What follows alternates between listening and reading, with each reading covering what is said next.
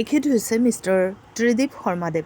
তেখেতে হৈছে জংগল ৰিজৰ্টৰ managing director. জংগল ৰিজৰ্টখন আছে গুৱাহাটীৰ পৰা প্ৰায় 14 কিলোমিটাৰ দূৰত্বৰ সোণাপুৰত বহুতো ৰিজৰ্ট আছে, কিন্তু জংগল ৰিজৰ্টৰ দৰে অতি সুন্দৰ প্ৰাকৃতিক সৌন্দৰ্যৰে ভৰপূৰ ৰিজৰ্ট হয়তো দ্বিতীয়খন নাই। কিয়নো চাহ বাগিচাৰ মাজে মাজে গৈ জংগল ৰিজৰ্টত সোমাব পাৰি। এক নিৰ্জন পৰিৱেশ, এটা অতি প্ৰাকৃতিক মনোমোহা দৃশ্যৰে ভৰপূৰ হৈছে জংগল ৰিজৰ্ট। এখেতে হৈছে মেনেজিং ডাইৰেক্টৰ ত্ৰিদীপ শৰ্মাদেৱ। তেখেতে অতি সুন্দৰকৈ আৰম্ভণিৰ পৰা ব্যাখ্যা কৰি আহিছিল, কেনেদৰে আৰম্ভ হৈছিল, কিমান চনত আৰম্ভ হৈছিল, সকলো কৈছিলে। এয়া হৈছে চিলড্ৰেন পাৰ্কো আছে, যিখন পাৰ্কত সৰু সৰু ল'ৰা ছোৱালীয়ে খেলা ধূলা কৰিব পাৰে।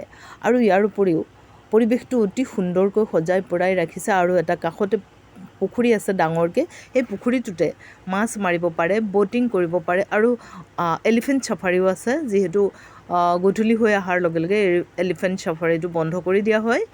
আৰু এই জংগল ৰিজৰ্টত বহুতো কটেজ আছে, কটেজ চাৰিওপিনে সিঁচৰিত হৈ আছে, যিখিনি নেকি দূৰ দূৰণিৰ পৰা দেখা পোৱা নাযায়, যদিও ওচৰত গ'লে দেখা পোৱা যায়। ইয়াত দেখা পাইছে, ইয়াতে হ'ল ছেমিনাৰ হল, ইয়াতে বিবাহ ভৱনো আছে, ইয়াতে বাৰ্থডে পাৰ্টি কৰিব পৰা সুন্দৰ সুন্দৰ কটেজ আছে, যিবিলাকত বন্ধুবৰ্গসকল আহে আৰু পৰিয়াল আহে।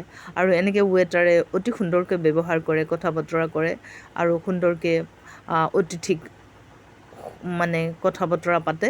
তাতে যোন যায় তেওঁলোকক সুন্দৰকৈ ব্যৱহাৰ কৰে। এইবিলাক কটেজ সুন্দৰকৈ বনাইছে আৰু গোটেই পৰিৱেশটো অতি প্ৰাকৃতিক সৌন্দৰ্যৰে ভৰপূৰ বুলি ক'লেও ভুল কোৱা নহ'ব। এইখনেই হৈছে জংগল ৰিজৰ্ট। এবাৰ আহিবলৈ নিশ্চয় চেষ্টা কৰিব।